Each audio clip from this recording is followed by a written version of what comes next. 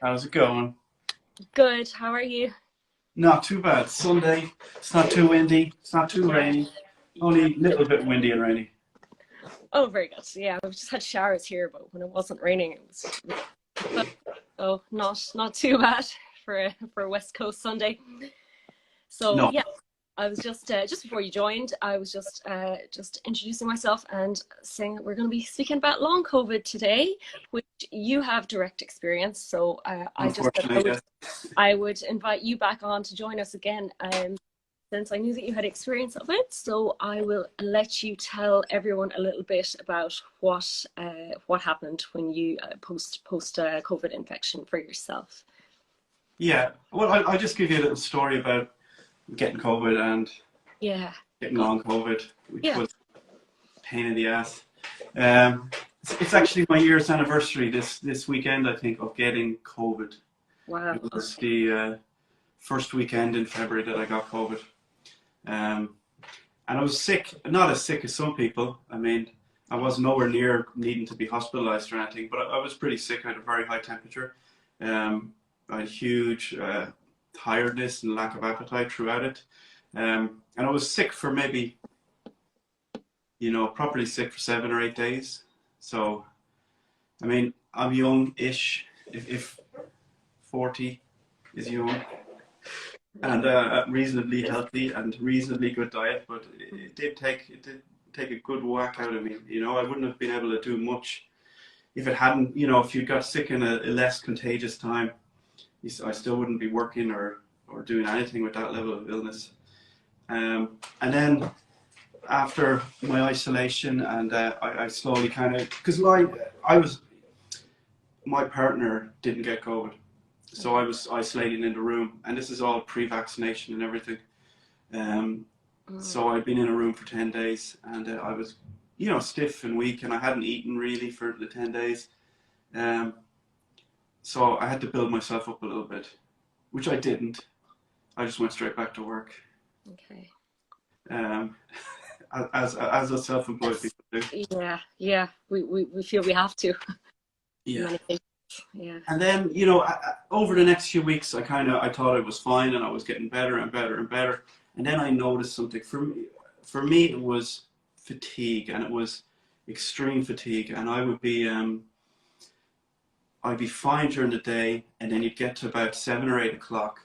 And the best way I can describe it is to be kicked in the face with tiredness. Because it was sudden, and for me, it was quite, it was just this impact of tiredness. And then I was asleep, or I just couldn't function at all. One minute I'd be fine, the next minute the eyes would be closed, and I couldn't keep them open. And like, it's so different for me. I was a guy that could, maybe go to bed at midnight or 1 o'clock, and then I'd be awake and bright at 7.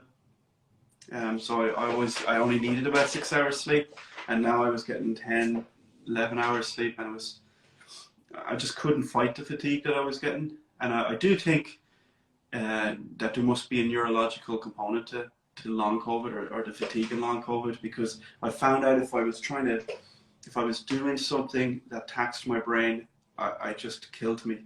So I was 40, and I decided I want to play the piano. So I bought a digital keyboard, as you do. And I was fine, and I'd started playing it just before I got COVID. And then once I got COVID, or afterwards,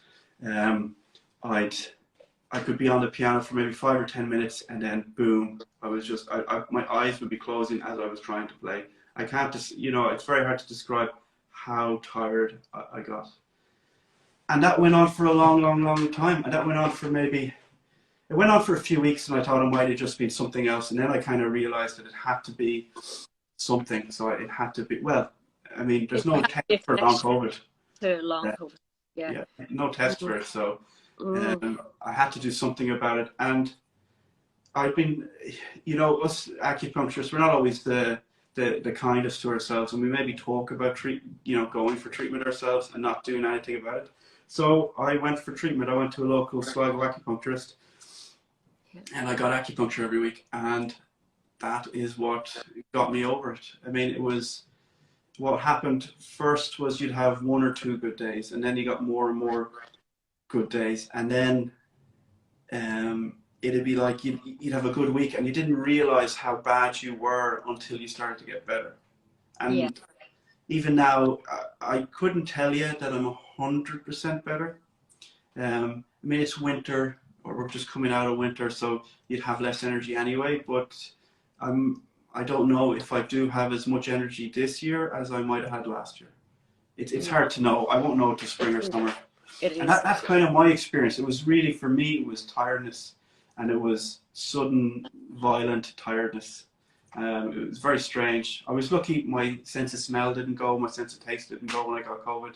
I got no respiratory issues at all, but just that fatigue. I can't explain how dramatic it was, because it would be like we'd be talking here, like I'm now fully alert, and then the next minute the eyes would just Like hitting a wall yeah, almost.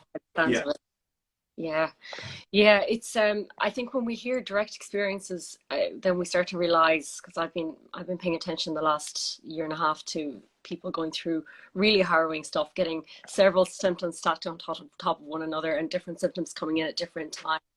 And they did a deeper study into all the different symptoms, and they tracked them over time. So what was happening is people were kind of recovered for 4 weeks, and then like all these other long-term symptoms started hitting. And yeah, so it was going from everything from tinnitus all the way through like all the ones we've been hearing about, cognitive dysfunction, yeah, the just the insomnia, real issues around breathing and breathlessness, and inability to go and do any kind of exercise that they had anything similar to what they've been doing before. And we're talking about people who were, athletes and runners and things like that, not being able to go back to what they were doing.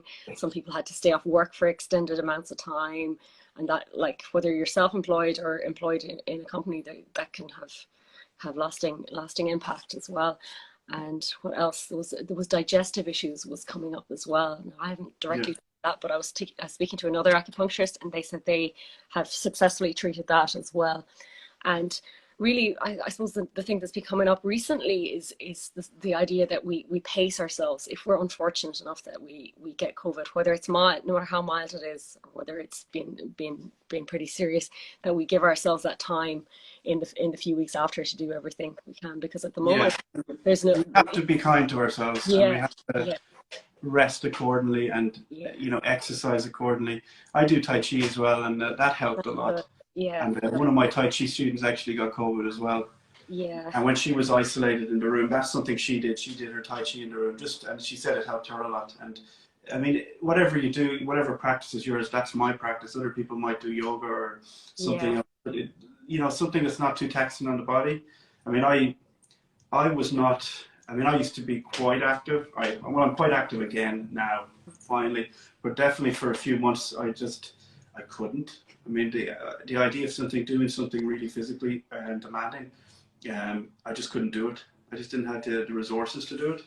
And I'm glad I'm back now, and I'm back running and training, and working out and doing my martial arts and stuff. But there was, for a good few months, I was flattened. And that was, when I got COVID, so that was February. So let's say the symptoms didn't really start till you're almost coming into summer. And that's when you should have, or I normally have my most energy. You should have your most energy. And I didn't. It was a bad old year. yeah, yeah.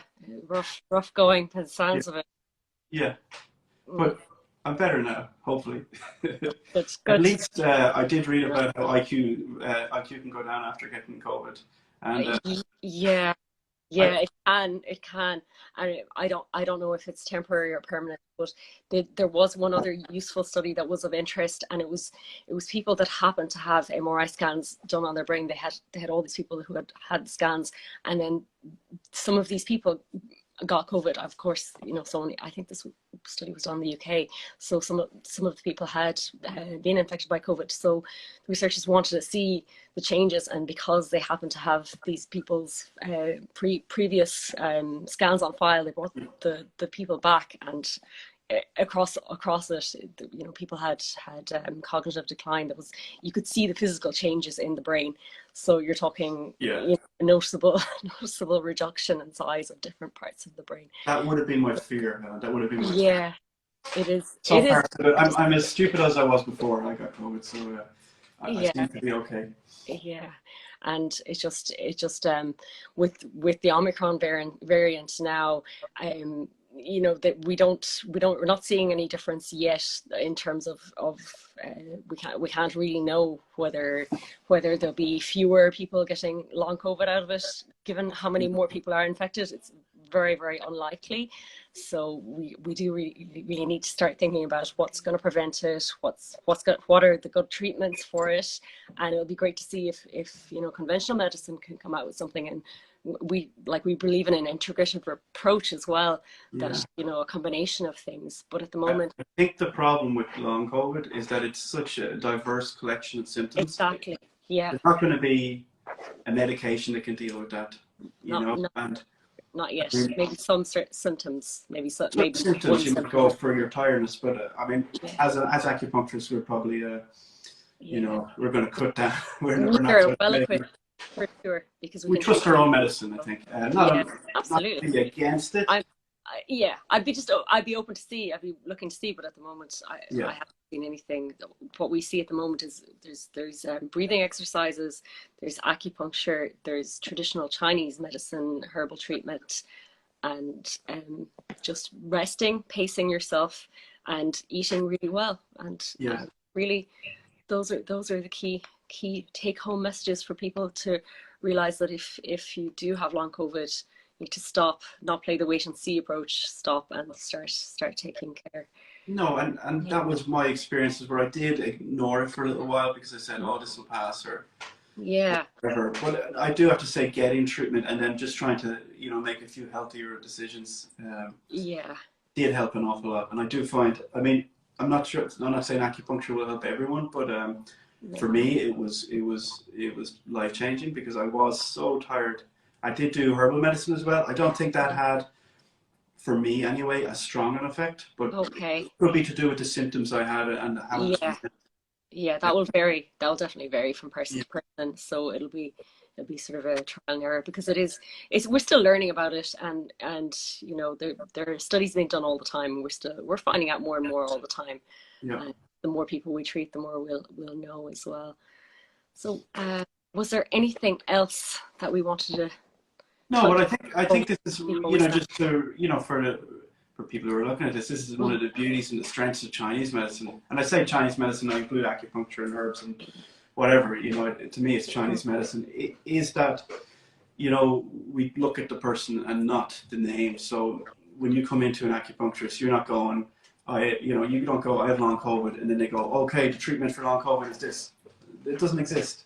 No. So we'd look at everyone individually and look at how their symptoms manifest and how they present, and deal with that.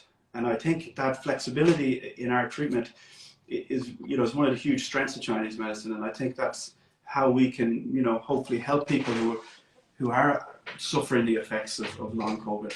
Absolutely. Yeah, I think you summed it up really well there. So thanks so much for joining me, and I think we got to say everything we wanted to say there.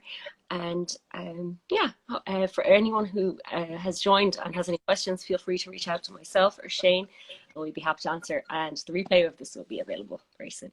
Okay, nice to talk to you. Thanks a million, Shane.